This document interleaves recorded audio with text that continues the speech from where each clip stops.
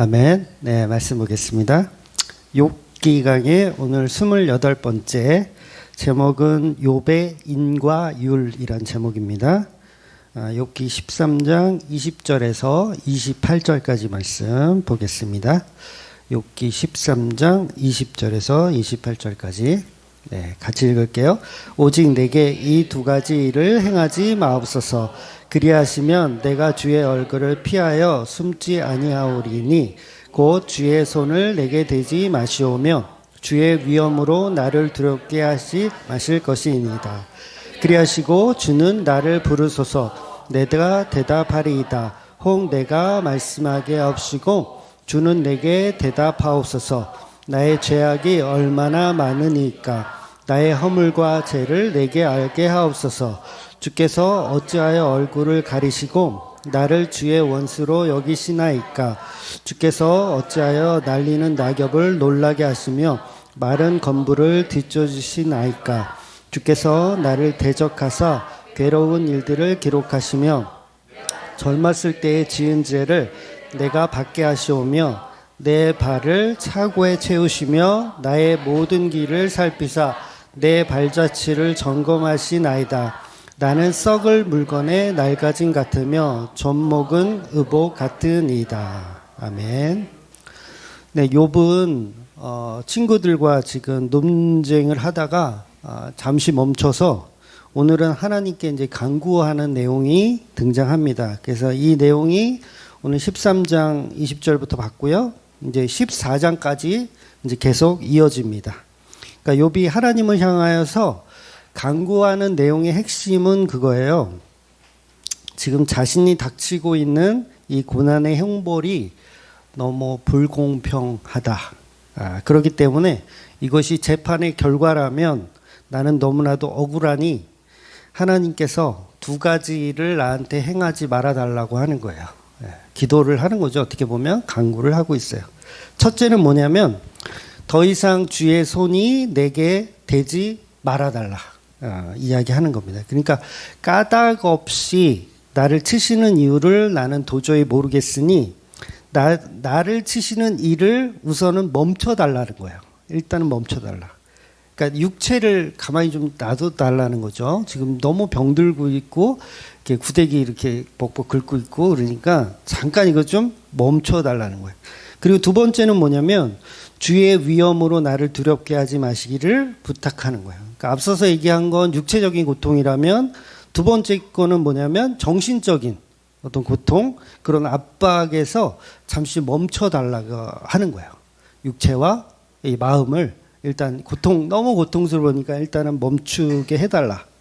하나님이 이렇게 해주신다면 주의 얼굴을 피하지 않겠다는 거예요. 그 의미는 뭐냐면 이 형벌을 일단 멈춰주면 제대로 된 재판을 통해서 성실히 임하겠다는 거예요. 지금 자기가 당하고 있는 게 재판 없이 하는 것 같으니 너무 억울하잖아요. 그러니까는 이 재판에 성실히 임할 테니 일단은 뭐 해달라? 내 병 멈춰두고 고쳐달라는 게 아니에요. 멈추어달라. 그리고 내 이 압박하는 이 심적인 이 장애, 뭐 공황장애가 됐든 우울증이 됐든 하여튼 이런 것도 잠시 멈춰달라. 그래서 이 형벌에 관해서 이제 재판을 제대로 열어서 조목조목 따지고 싶은 마음이 간절한 거예요. 지금 이 욥은. 그래서 욥은 계속해서 뭘 주장하는 거냐면 하나님께 인과 율을 주장하고 싶은 거예요. 그러니까 원인과 결과에 대해서 계속 주장하고 싶은 거예요. 그러니까 우리 인간은 다 선악과를 따먹었기 때문에 사실 하나님께 인과율을 따진다는 자체가 죄성이 있는 거거든요. 왜냐하면 우리는 다 원인을 다 알잖아요. 원인이 뭐예요? 선악과를 따먹은 그 원인의 결과들을 살고 있는 거예요. 그러니까 우리는 태어날 때부터 잡초로 태어난 거예요. 잡초로 태어났으면 어떻게 해야 돼요? 뽑아버려야죠. 그 어떻게 그러니까 지금 안 뽑혔어요. 여기 잡초들이 지금 한 몇십 명 있는데 그 잡초들을 이렇게 뽑는 거예요.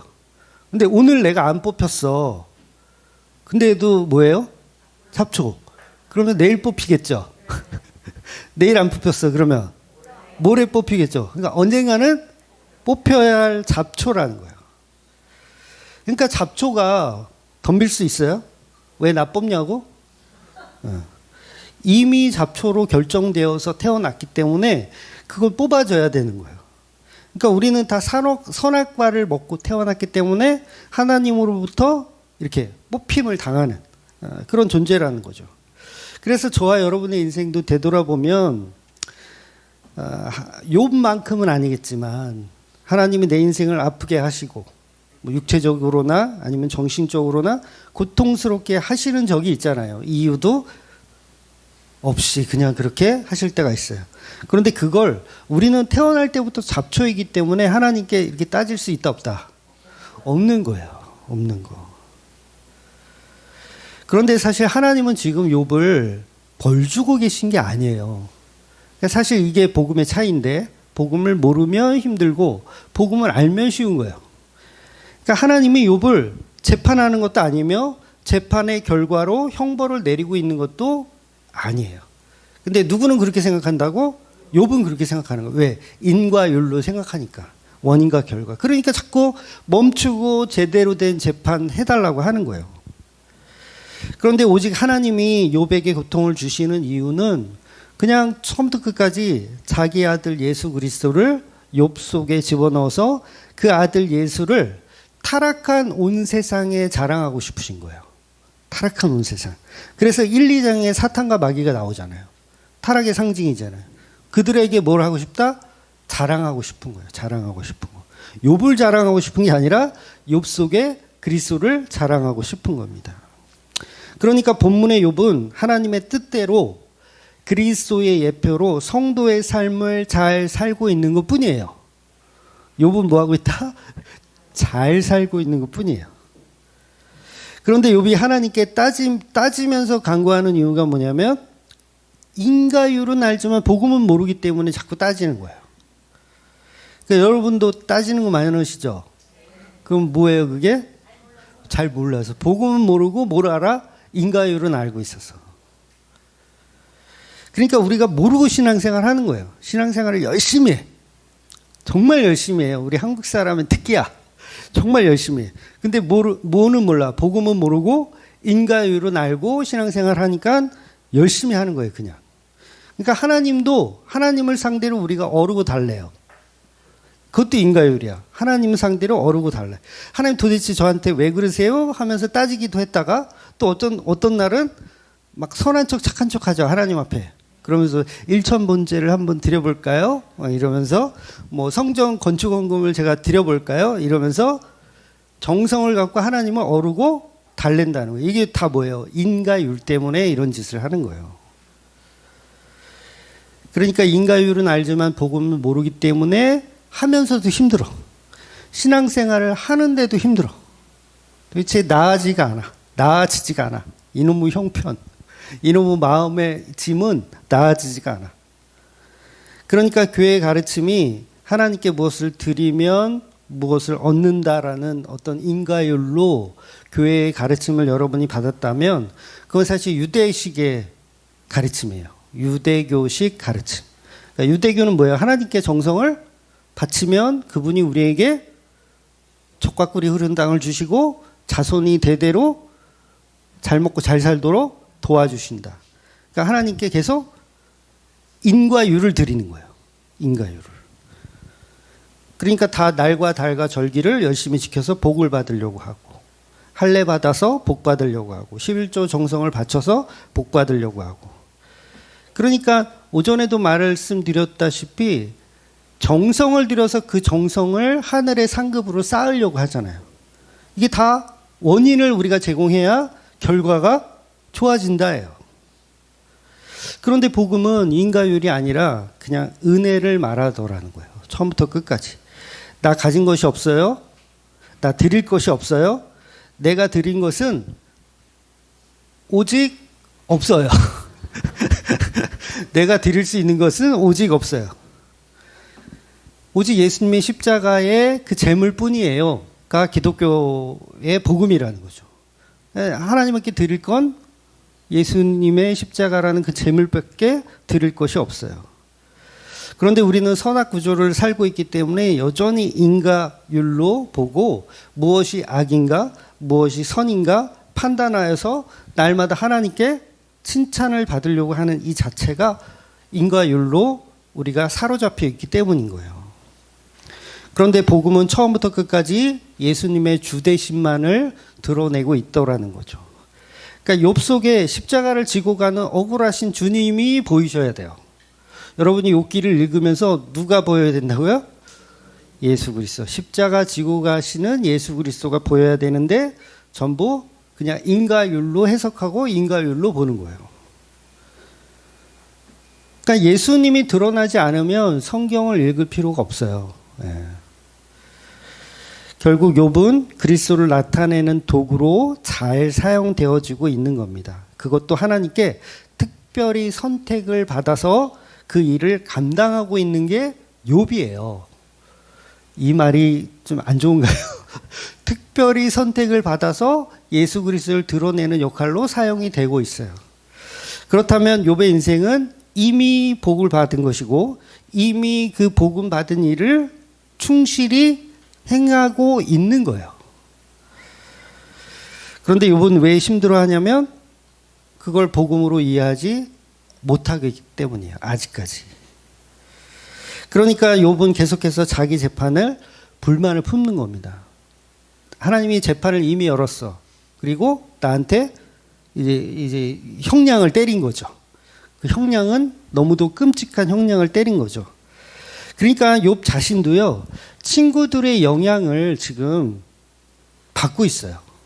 그러니까 본인은 안 받고 있는 것 같죠. 우리가 성경 볼 때는 욥은 굉장히 굳건하고 자기가 가진 그 고집을 어떤 그런 복음적인 자기 고집을 이렇게 펼쳐 나가는 것 같지만 자세히 보면 욥도 친구들의 말에 지금 동조가 되고 있어요. 왜냐하면 욥은 사실 처음에 안 그랬거든요. 그러니까 친구들과 대화하기 전에는 안 그랬어요. 그러니까 친구들이 찾아와서 막 대화하니까 이 사고가 바뀌기 시작하는 거예요. 처음에 어느 정도로 고백했냐면 주신 분도 하나님이요 가져가신 분도 하나님이다라고 고백할 정도로 자기 확신이 있었어요. 하나님에 대한 믿음의 확신이. 그런데 친구들을 만나면서 계속 뭘 들어요? 인과율을 듣는 거예요. 원인과 결과. 너 무슨 죄 졌어? 너 무슨 죄 졌어? 그러니까 욥도 듣다 보니까 조금씩 자기 사상이 인과율로 바뀌기 시작하는 거예요.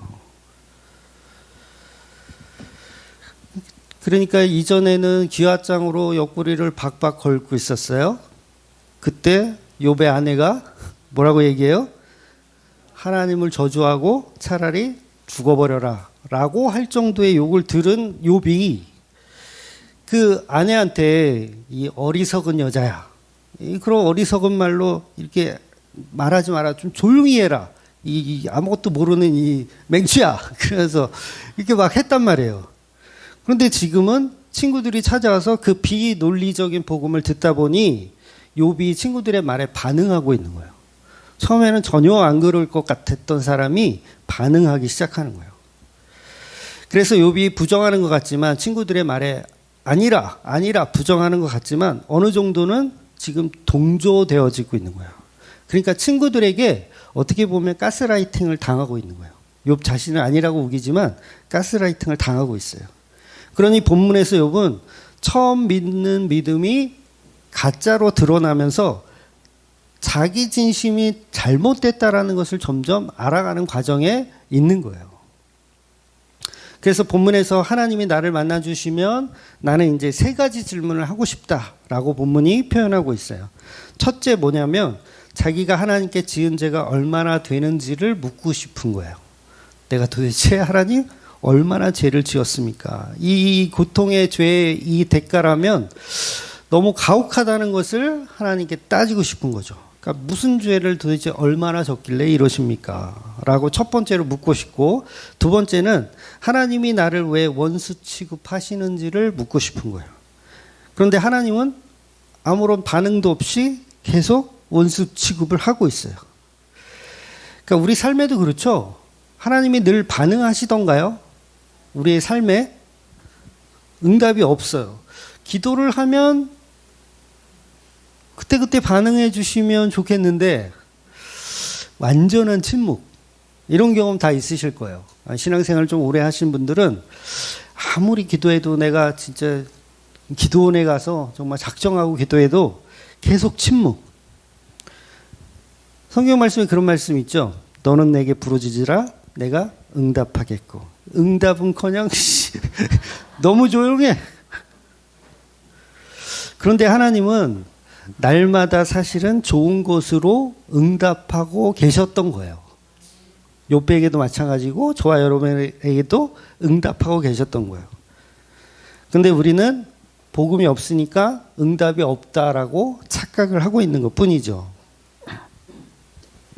하나님의 목적은 예수님을 온전히 드러내는 것이라서 그 예수가 드러날 때 우리 피조물은 그 영광에 참여가 되는 거예요. 그것을 좋은 것이라고 성경은 계속해서 이야기하는 거죠. 그래서 성경이 말하는 좋은 것은 성령님이 임하는 것인데, 성령님이 임하면 죄에 대해서, 의에 대해서, 심판에 대해서 알게 하시고 십자가 복음이 무엇인지 우리에게 알게 하시는 일을 하시는 거예요. 그러니까 이보다 사실은 더 좋은 것은 없죠. 그래서 욥 속에서도 계속 응답하고 계세요. 하나님이 침묵하시는 것 같아도 계속 응답하고 계십니다. 왜냐하면 욥 속의 그리스도를 계속 표현하고 있으니까. 우리는 고통스럽죠. 왜? 십자가를 표현해야 되니까 우리의 삶은 고통스러워. 그런데 침묵하시는 게 아니라 계속해서 반응하고 계시더라는 거죠. 그래서 저와 여러분이 종교적인 바람대로 이 세상을 만사형통하기 위해서 날마다 응답하시는 하나님을 믿는다면, 그리고 그 응답을 매일 들어주시는 하나님이라면, 그거는 죄송하지만 우상을 숭배하고 있는 거나 마찬가지라고 생각을 하셔야 된다는 거예요. 그러니까 예수님을 자랑하지 않는 하나님은요, 하나님 아니에요. 여러분이 믿는 하나님이 예수를 드러내고 예수를 자랑하지 않으시는 하나님이다. 그저 나의 생사화복을 들어주시는 그런 하나님이다라고 한다면, 그 하나님은 성경 속에 등장하는 그 하나님이 아니라는 거죠. 그래서 교회 다니는 사람들이 아무리 열심히 해도 하나님을 예수로 믿지 않으면 그냥 다 우상숭배를 하는 거예요. 그러니까 예수님이 없는 하나님을 날마다 부르짖어 봐야 그건 교회를 다니는 게 아니라 그냥 절에 다니는 거나 마찬가지라고 제가 수도 없이 얘기했잖아요. 그러니까 어떤 교회 가니까 진짜 인사가요, 좌우 앞뒤로 인사하세요. 만사형통하소서. 진짜 그렇게 인사를 하는 교회가 있더라고요. 좌우 옆에 인사하시면서 만사형통하소서. 날마다 하나님은 찾죠, 이런 식으로. 그런데 구약의 하나님이 실제로 그런 표현을 많이 하셨어요. 사실은 하나님 믿으면 뭐가 된다? 복을 준다. 근데 그 복은 만사가 형통되는 복, 복의 복을 더하고 그런데 그런 하나님을 믿으면 거기에는 예수님이 없기 때문에 그 자체가 우상 숭배라는 거예요. 그런데 복음은 뭐냐면 그런 부귀영화를 우리에게 주는 하나님이 아니라 그냥 무기력하게 십자가에 죽으시는, 피 흘려 죽으시는 그 예수를 믿는 게 바로 복음이라는 거죠. 그러니까 전부 하나님께 복을 빌러 교회를 다니는 거예요. 예수를 보려고 다니는 게 아니라, 예수를 들으려고, 예수를 알려고 다니는 게 아니라 하나님께 복을 받으려고 다니는 건 이미 우상으로 가득한 교회가 되어버렸다는 거죠. 그래서 모든 성경이 전부 누구를 증거해요? 예수님만을 증거하는 거예요. 아브라함의 인생, 여러분 좋은 인생은 아니죠. 아브라함의 인생도 참 그래요. 파란만장한 인생이에요. 야곱 마찬가지죠. 파란만장한 인생이에요. 요셉은 좀 나은가요? 요셉도 결코 그렇게 좋은 인생은 아니에요. 정말 죽다 사는 인생을 경험하는. 그런데 그들이 만사형통한 삶을 살지는 않았지만 어떤 삶을 살았냐면 예수를 드러내는 삶을 살았다는 거예요. 그게 중요한 겁니다. 그러니까 만사형통이 아니라 예수를 드러내는 삶이 만사형통된 삶이에요. 그러니까 가장 힘든 시간, 아브라함에게 가장 힘든 시간은 언제였을 것 같아요? 네, 저도 모리아산이라고 동감하거든요.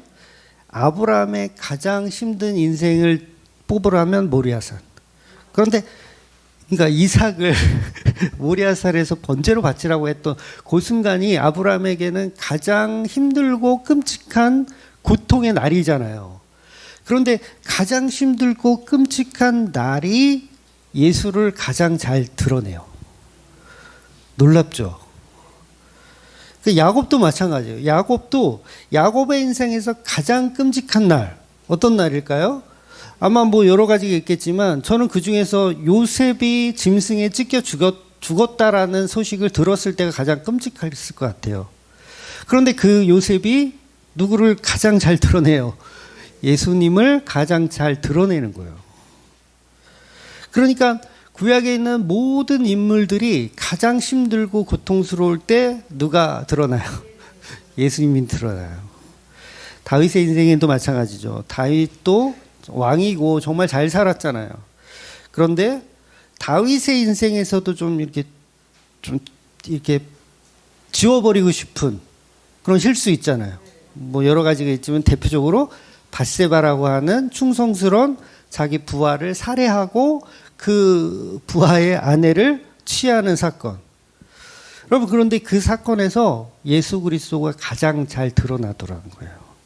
뭐 자세히 설명드리면 또 설교가 왜 이렇게 기냐고 그렇겠지만 정말 그래요. 우리 선배들의 인생을 이렇게 돌아보면 가장 힘들었을 그 순간에 예수 그리스도가 가장 잘 드러나더라는 거예요. 그러니까 욥도 마찬가지예요. 욥이 가장 힘든 시간, 자식들이 죽고 모든 재산이 날아가고 자기 병에 걸리고 죽을 때, 힘들어할 때, 그때가 뭐예요? 예수 그리스도를 가장 잘 드러내고 있던 순간이에요. 그러니까 오늘 본문에서 하나님께 막 지금 뭐라고 막 화를 내고 있는 거잖아요. 이건 기도가 아니에요. 승질을 부리고 있는 거예요. 승질을 막 부리고 있는데 얼마나 힘들면 이러겠어요. 그런데 지금 이 순간이 예수 그리스도를 가장 잘 드러내고 있던 순간이라는 거예요. 그러니까 욥이 나름대로 하나님께 나에게 이런 고통을 주는 것을 나는 도대체 이유를 알 수가 없으니까 그 이유가 무엇입니까? 그래서 본문에서 이런 표현도 해요. 내가 어렸을 때부터 이렇게 태어나서 쭉 살아왔을 때 그 어떤 그 죄 지은 것을 전부 이렇게 기록을 했다가 하나님이 한꺼번에 지금 주시는 것이냐라고 이 형벌을 이렇게 한꺼번에 쏟는 경우가 어디 있느냐라고 이렇게 상상을 하는 거죠. 욥은 이렇게 계속해서 인과율이라는 방식에서 벗어나지 못하는 그런 하나님을 찾고 있는 겁니다. 세상 모든 사람들과 욥의 친구들 이렇게 인과율로 봐요. 다 인과율로 봅니다. 세상을 바라보는 시각 뭐 다 마찬가지예요. 그래서 우리가 교회 다니는 사람들도 전부 인과율로 보는 거예요. 그래서 인과율로 설교를 하다 보면 결국은 복음이 다 사라져요. 원인과 결과. 그래서 설교 잘하는 목사 설교를 들어보잖아요. 설교 잘하는 목사 뭐 대형교회 목사들 있잖아요. 근데 그분들이 왜 대형교회가 됐겠어요? 많은 사람들이 공감하기 때문이거든요.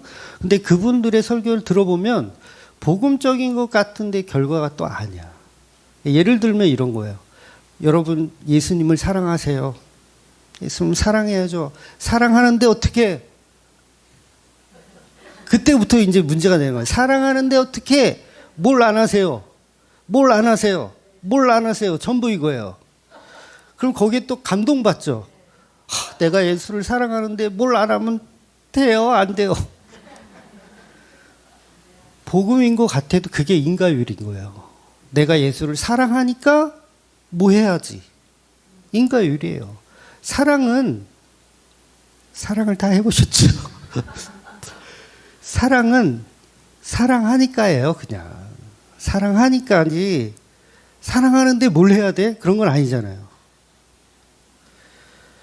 그 여전히 인과율로 사랑하는 거죠. 오전에 말씀드렸던 도박을 하는 거예요. 이 여자한테 내 인생을 걸었다? 근데 안 맞아. 꽝이야. 이 남자한테 내 인생을 걸었어. 근데 안 맞아. 그러니까 전부 뭐예요? 원인과 결과로 보는 거예요. 근데 진짜 사랑은 원인과 결과가 없잖아. 사랑하는 거야. 근데 꽝이야. 그래도 사랑하는 거야. 제가 쓴 시 중에서 멋진 시 구절이 하나 갑자기 번뜩 생각났는데 전에도 한번 말씀드렸어요. 그대가 아닐지라도 그대를 사랑하겠습니다. 이게 뭐예요? 인과율이 아니에요. 그대가 아닐지라도 그대를 사랑하겠습니다. 오늘 집에 가셔서 여러분의 남편들에게, 여러분의 아내들에게 그대가 아닐지라도 내가 도박에 이 목숨 건 그 로또가 안 맞았을지라도 그대를 사랑합니다. 이게 뭐예요? 인과율이 없는 그냥 사랑이에요. 그러니까 복음은 이런 거죠. 복음은 뭐 했으니까 뭐 해야 돼 이게 아니에요. 착하게 살면 복 주시고 하나님을 잘 섬기면 복을 쌓을 데가 없도록 부어주시고 예수 잘 믿으면 모든 죄의 결과에서 해결해 주시고 이런 게 신앙생활이 아니라는 거예요. 그러니까 구원도 마찬가지죠. 내가 믿어줘야 구원을 받고 이것도 인과율이에요. 이게 다 틀린 거예요. 그러니까 개혁주의 교리에서도 오직 은혜, 오직 예수 그리스도 이것만 맞는 거지 뭘 해야 내가 믿어줘야 내가 믿는 행실을 보여야 이게 진짜다라고 하는 거는 다 거짓말이라는 거예요. 그런데 인과율에 이 인과율이라는 표현을 그러니까 인과율이라는 표현을 정말 지금도 많은 교회들이 인과율을 벗어나지 못하는 설교를 계속하고 있어요. 원인과 결과. 상급론이 왜 나와요? 원인과 결과예요. 구원을 원인과 결과로 보는 거예요. 근데 사실 모든 게 창조예요, 그냥. 원인도 결과도 누구의 것? 하나님의 것. 우리 거는 있어요, 없어요? 없어요. 욥이 지금 착각하는 게 뭐예요? 원인과 결과가 있다고 착각하는 거예요. 죄송하지만 하나님한테는 그냥 창조당하고 있는 거예요. 그래서 하나님의 방식은 인과율이 아닙니다. 예를 들어서 그 날마다 죄 없는 사람들을 막 죽이는 살인자. 뭐 성경에서는 이제 다음 주나 다다음 주 나오겠지만 살인자 바라바가 등장하잖아요. 그런데 그런 자에게 은혜를 베풀어 주는 거 인과율이 아니에요. 인과율은 뭐냐면 살인자는 죽여야 되는 게 인과율이에요. 그런데 그런 살인자도 구원을 주는 건 인과율에서 벗어난 그걸 은혜라고 하는 거예요. 아나니아와 삽비라 전 재산을 바치려고 했지만 그래도 큰 돈을 냈죠. 기억 안 나세요? 우리 교회 아나니아 삽비라 없나? 큰 돈은 아니더라도 그래도 뭘 드렸잖아. 그러면 축복은 아니라도 큰 복은 아니라도 그래도 어느 정도 복을 주셔야 그게 인과율이잖아요. 안 그렇습니까? 저는 여러분이 아나니와 삽비라만큼 헌금을 한다면 저는 축복을 해줄 것 같아. 근데 성경에서는 뭐예요? 죽여버려요, 그냥. 원인과 결과가 안 맞아. 아니, 전 재산 내는 게 그게 쉬워요? 그래도 큰 돈을 냈으면, 아니, 하나님이 그거 받으시고, 막 흡족은 못 하시더라도 그래도, 이 정도라도 너가 하는구나. 이렇게 조금 이렇게 칭찬을 해주는 게 인과율인데, 그냥 죽여버리시더라는 거예요. 하나님은 인과율이 아니에요. 큰일 났어요. 우리가 하나님께 뭐를 해서 결과를 얻어낼 방법이 있어요? 없어요? 없어요. 큰일 났어요. 그러니까 피조물은 뭐냐면 죽이든지 살리든지 알아서 하세요. 알아서 하세요. 그러니까 우리가 예수를 믿었으니 우리 예뻐해 주세요가 될 수가 없어요. 예수를 믿어도 우리 입장에서는 죽이든지 살리든지 알아서 하세요가 돼야 된다는 거예요.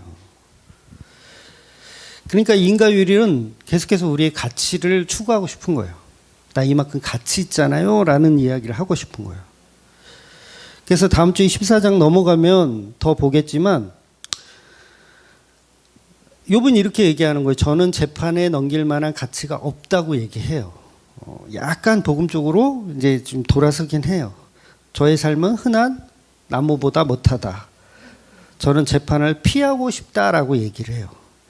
그러니 나를 짓누르는 손을 거두어 달라고 호소합니다. 그러니까 욥은 자기가 가치 없음을 계속 설명하는 거예요.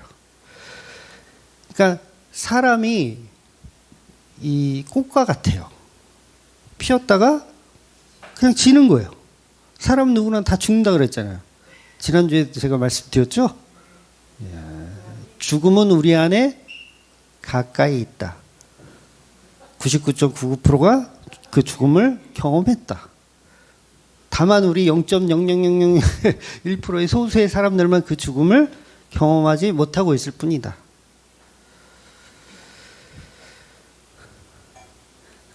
그래서 하나님이 욥을 공격하는 이유는 예수를 드러내기 위한 거, 그것밖에 없습니다. 그저 창조주가 피조물을 만드는 것처럼 저와 여러분의 인생도 원인과 결과의 어떤 제공이 아니에요. 그러니까 하나님의 창조의 질서일 뿐입니다. 그래서 세상 사람들은 인과율로 살아가는 게 맞거든요. 그러니까 이게 지금 욥기 설교를 할 때 제가 좀 위험한 게 하나 있는데 모든 복음은요 성도에게만 적용이 돼요. 사실 세상 사람들은 적용이 안 되는 거예요. 잘 이해를 하셔야 돼요. 그러니까 세상 사람들은 죄의 삭시 사망이죠. 세상 사람들은 죄의 삭시 사망이에요. 이걸 인과율이라고 하는 거예요. 그러니까 세상 사람들은 인과율로 적용해서 다 죽는 거예요. 근데 성도는 인과율에 적용이 안 된다는 게 은혜인 거예요. 그래서 그 로마서죠. 이게 6장 23절로 알고 있는데 죄의 삭은 사망이요. 그 다음에 붙어진 말씀이 또 있어요. 뭐라고 쓰여 있냐면 하나님의 은사는 그리스도 예수 우리 주 안에 있는 영생이니라. 이런 말씀이 붙어 있어요. 그러니까 죄의 삭은 사망인데 하나님의 은사는 그리스도 예수 우리 주 안에 있는 영생이라. 이게 무슨 말이냐면 죄의 삭은 사망이에요. 세상 사람들은 죄의 삭스로 다 사망을 해요. 그런데 하나님의 은사, 요 다른 말로 하면 하나님의 선물이라고 표현할 수 있거든요. 그러니까 하나님의 선물을 받은 자는 인과율에 적용이 되지 않는 영생을 허락을 받는다. 그 얘기를 하는 거죠. 그러니까 로마서가 사실 좀 엄청난 복음을 이렇게 담은 책이라고 할 수 있죠. 그렇다면 성도에게 죄의 싹은 예수님의 영광입니다. 이 말이 굉장히 어려운 말이고 이게 무서운 말인데 다시요. 성도에게 죄의 싹은 예수님의 영광이에요. 그러니까 여러분이 죄를 많이 짓고 사셨죠? 근데 그게 예수님의 영광이라고요. 십자가로 대속할 영광. 그러니까 예수님이 십자가에 죽으면서 뭘 대속하셨어요? 죄를 대속하셨어. 근데 인간들이 죄가 없네? 예수님 뻘쭘하겠어요? 안 뻘쭘하겠어요? 뻘쭘하시죠? 그러니까 성도에게는 죄가 예수 그리스도의 영광인 거예요. 그러니까 욥이 지금 죄가 가득한 인간으로 비춰지면 비춰질수록 예수님이 영광되는 거예요. 죄를 더 지으란 얘기가 아니에요.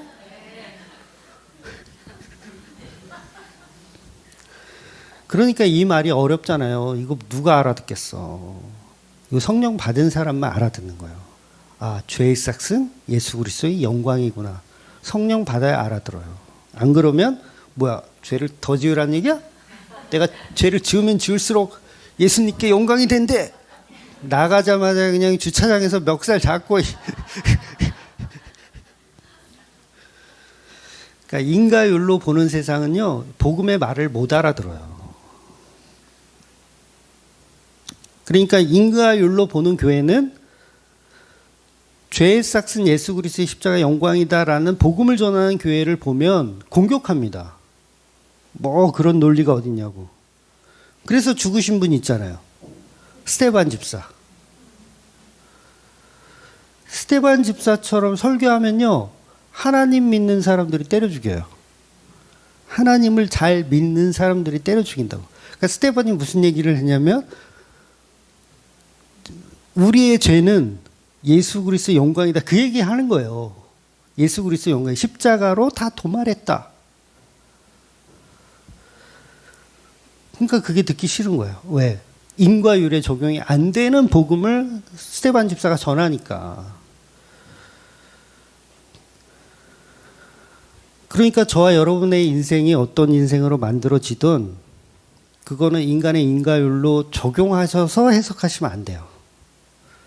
난 왜 이렇게 가난하지? 난 뭘 해도 이렇게 안 되지? 내가 어렸을 때 죄를 많이 져서 그런가? 그런 게 아니라고요. 근데 세상 사람들은 그게 맞아. 이해가 되시죠? 세상 사람도 원인과 결과로 살아가다가 지옥 가는 거예요. 근데 성도에게는 그게 아니란 얘기예요. 그래서 인과율이 아닌 하나님의 창조 섭리가 성도에게만 적용이 되는 겁니다. 그래서 끝까지 내 속에 있는 예수를 찾아서 기뻐해야 돼요. 우리는. 욥이 지금 해야 할 일은 뭐냐면 내 속에 예수를 발견하는 거. 근데 이게 혼자는 발견이 안 돼. 조금 더 가야 돼. 오늘 지금 아직 한참 더 가야 돼. 그래서 욥은 지금 그 과정 속, 예수를 찾아가는 과정 속에 있는 거고, 저와 여러분의 인생도요, 예수님을 찾아가는 과정 속에 지금 있으신 거예요. 이미 찾으신 분은요, 죽으셔도 돼요. 진짜. 네. 다 목매지 마시고.